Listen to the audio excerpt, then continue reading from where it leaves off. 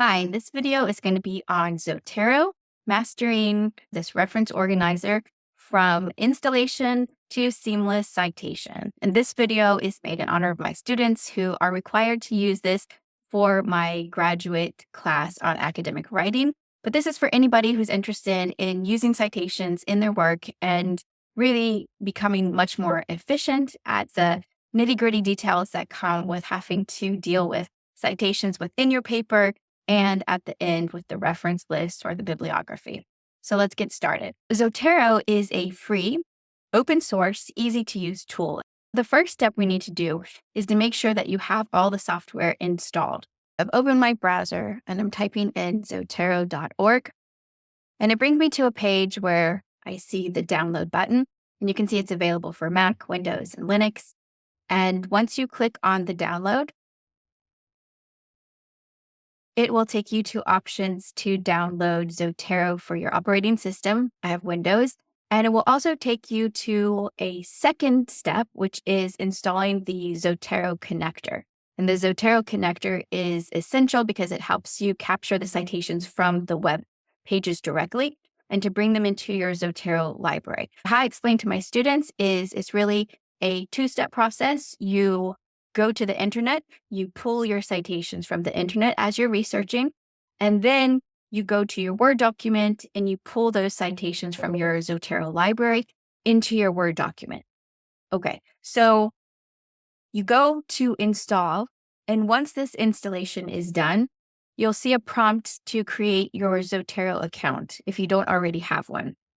Once you're logged in, you'll see your Zotero library. This is my library, and you see that I've already populated it with several sources. And if you look to the left here, you can see I have multiple folders to help me organize my work.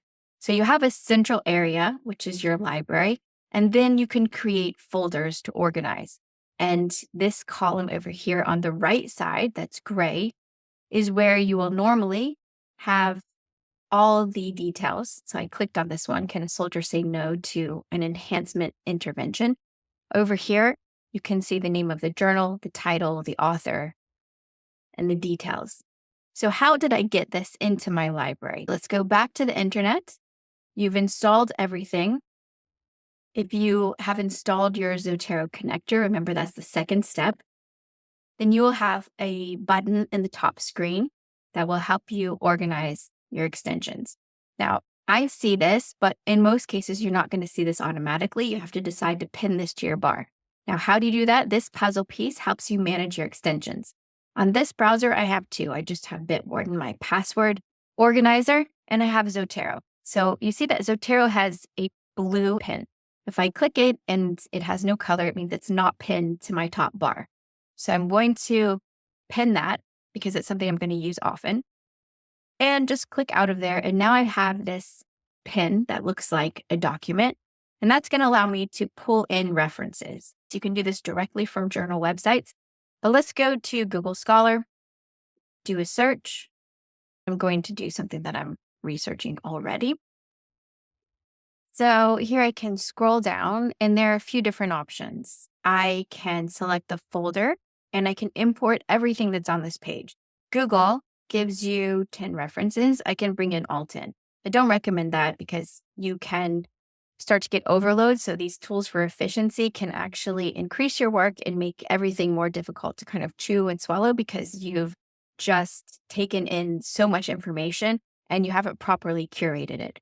So I recommend taking in one or two, which you can select here that you're familiar with.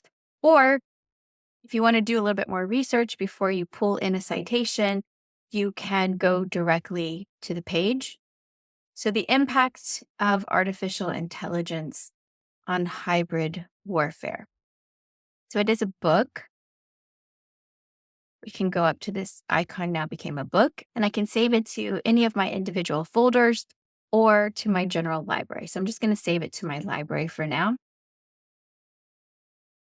So when I open up my library, it shows me the last citation that I pulled in automatically. Even though it's alphabetized here, it brought me directly to that citation, the impact of artificial intelligence on hybrid warfare. And it shows here that you see on the right-hand side, it's a book. And you see the author, the book title, the publisher, the dates, all the information that I would need. And even it pulled in an abstract. There are no attachments. If this were a journal article and I had access, it would pull in the PDF if I wanted it to. You can make notes here. You can add it to a specific library folder. You can add tags. Let's say I do want a specific folder dedicated for this. How do you organize your resources? So come over to your left-hand side, and under the Zotero icon here in my library, you see a folder with a plus sign. You just click on that and name your folder. I'm just going to call it test 1, create collection. And it's that simple. So here I have a new folder. If I want it to be a subfolder under AI and military decision making, I can just highlight it and drag it up to this folder, and it's now a subfolder. And I can make as many subfolders as I want. And you see that nothing is in there yet. So let's go back to my library. And let's say that I want a subfolder on, I'll just pull one in. Okay, so I have a subfolder. I'm just going to look at this, a typology of terrorist attacks, the 32 profiles, pull that over into test 1. We come to test 1, and here we see that that's my subfolder is populated. And this is still within my main library. So even if I come over here and now I decide I don't want this subfolder, I can right click on it and delete this collection. Are you sure you want to delete this collection? Items within this collection will not be deleted. So I'm not deleting this source. I'm just deleting the file. Okay. And so I go back to my library and you can see a typology of terrorist attacks. It's still there. If I delete it here within my main library, then I've deleted the source. Okay. So this is basically the system of Zotero. It's pretty straightforward. It helps to just play with it a little bit. If for some reason you delete a citation, you just go back and bring it in again from Google Scholar or from wherever you've pulled it from the internet. So now how do we get this to work within Word? So open up a Word document and let's make sure that the Word plugin is installed. So if you look up at the top of your Word document, you have home, insert, draw, design, layout, references, mailing, review, view, and now I have a Zotero tab. So Zotero, as the Word plugin, is found on the top ribbon.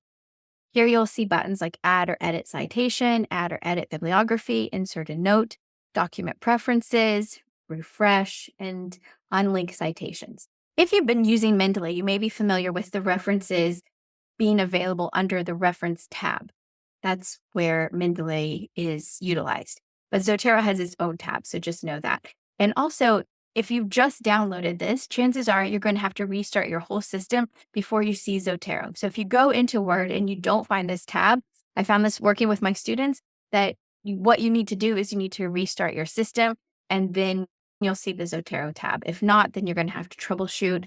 With Apple, with Mac computers, there are sometimes permissions and security issues that I've had to work through with students. So you might have to do a few things in order to make that happen. But in general, it should just come automatically with the download. So how do you get the citations from your Zotero library into Word? So as I said before, the first step is downloading everything. Secondly, is doing your research and pulling the citations from the internet into your library. And then thirdly, you open up your Word document and you pull from your library into your Word document.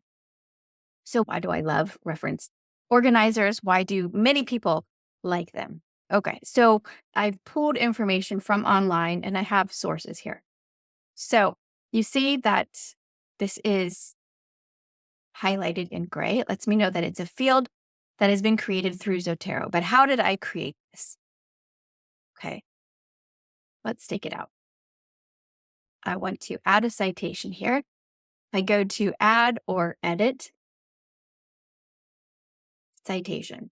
And you see this red box is pulled up. So now I can insert the author's name or I can use a code word. So I'm dealing with the principle of distinction. Maybe I forget the author and I see distinction. So I see two options here. They're actually the same. I have a duplicate in my library, I see. Okay, so now I have the author here and I just hit enter. And there's my citation. Great. Okay, so I know that it's highlighted. I know that now I'm using Zotero. Let's do another one. Say that here I want to have multi authors. I want to bring in a few different citations. So I already have a citation here. I go to add or edit. And I have null 2012, but I want to add another one. So let's say I'm dealing with precaution here. Okay, the principle of precaution, and I want to add in winter 2020. Okay, so I've edited the citation, just hit enter. And now I have null and winter. But actually that doesn't belong here. So I'm going to go back. And if I just delete it here, then it doesn't actually delete the citation. What I have to do, you see it says null, but I actually have to go to add or edit citation. Click that. And it says you have modified this citation since Zotero generated it. Editing will clear your modifications. Do you want to continue? And I say, okay. And now you see it's still there. But even though I deleted it within the document, it's still there. So I have to, because this is created through this field of Zotero, I have to go in and I have to delete it here. Hit enter. So that's the idea of adding and also editing the citation. So that's great, but why this extra step? Because you can easily create your reference list at the end. So instead of just scrolling down, another brilliant thing of technology is hitting Control Find. And if you've used your word headings within your document, then you have a navigation pane here. So I've worked on my literature review outline and I've populated it with sources. Okay, so I'm going to show you how easy it is to generate this. So remember, here was my literature review outline, and I brought in notes and I already connected that with parenthetical in-text citations. And now I want to make my reference list. So I go down and put my cursor where I want to insert the list. And I go over to my options here, and it says add or edit bibliography. Click that. And voila, here is my reference list already created in APA format. The first time when you import this and the first time you use it, it will ask you which citation you would like to use. And I've chosen the APA format. You can see here that it's organized beautifully, alphabetically at the touch of a button. Now, the great thing is if I delete a citation within my text, it will automatically update my bibliography or my reference list. And this is great because you don't have to keep track of everything that you're deleting or adding. If you're doing it through the reference organizer, it's done for you.